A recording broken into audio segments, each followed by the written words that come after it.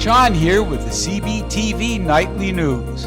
Well, we're winding down our camp meeting. It's Saturday night. I can't believe it.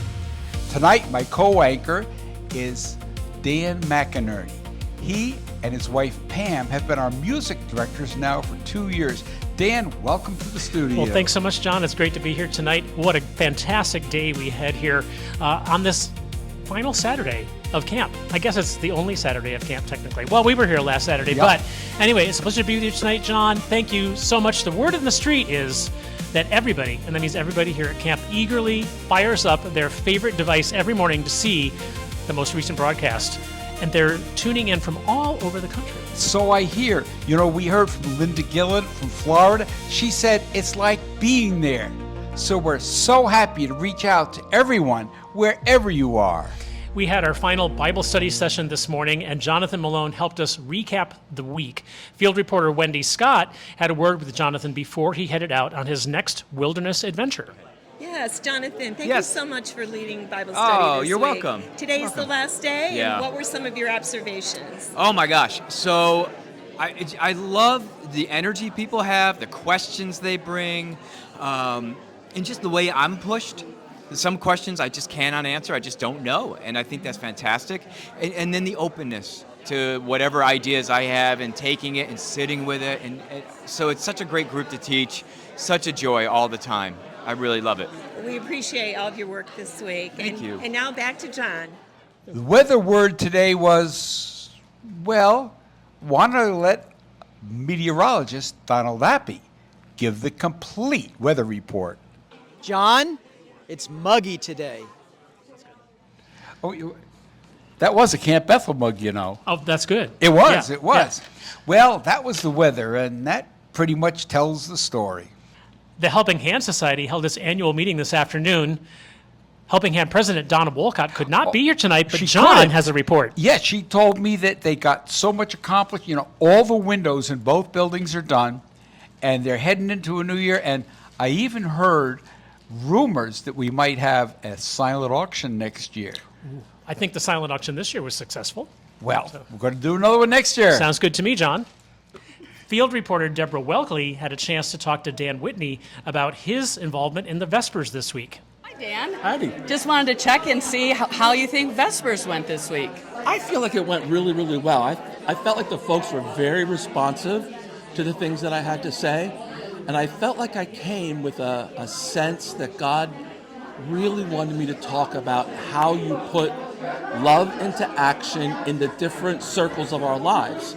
And so I spread that out over several nights, and we talked about, you know, the real activity of picking up crosses and the fact that this agape love that Christ gives us to share is costly. Mm-hmm. But children of God take that up cheerfully because of the way we have been loved by God ourselves. Right. And so, you know, I typically work in a church. I have a Sunday school class of about 80 people, and they are really good people. And some of them serve in phenomenal ways, but others of them warm a couch and don't really get out there and do a whole lot.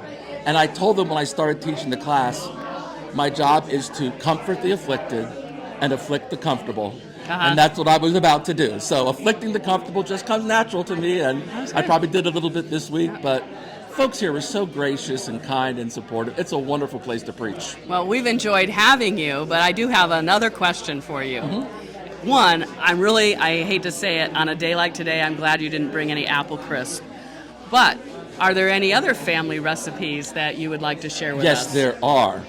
There is the berry cobbler recipe, which is melt a stick of butter in a 9x13, 2 cups sugar, 2 cups flour, 1.5 cup of milk, 3 teaspoons of baking powder.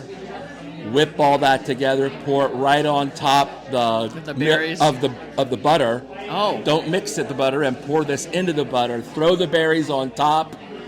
350 for 45 minutes. Another It's 350. Wicked good. Wicked. You Wicked sound like good. you're from Maine. Well, you know, I spent a little time in the Northeast. All right. So, Thank you so much, Dan. thanks for letting us come. We loved it. Great.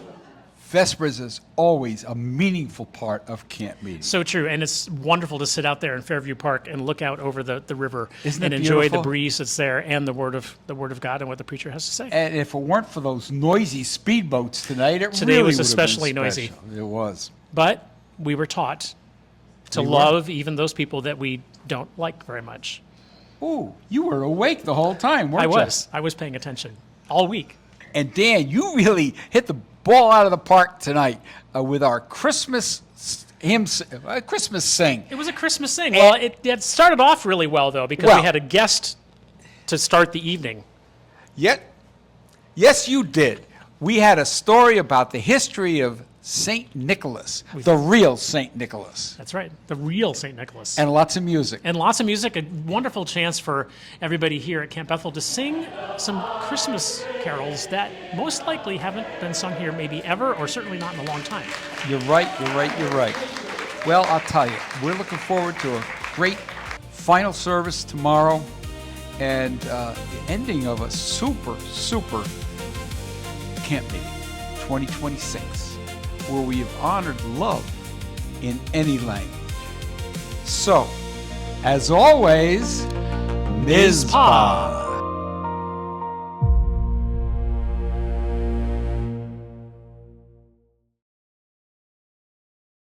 Today he held a mug and said, "Muggy." Muggy. Yeah, it was that bad. That's bad. Okay, ready? But was it a Camp Bethel mug? It was. Okay, that's good.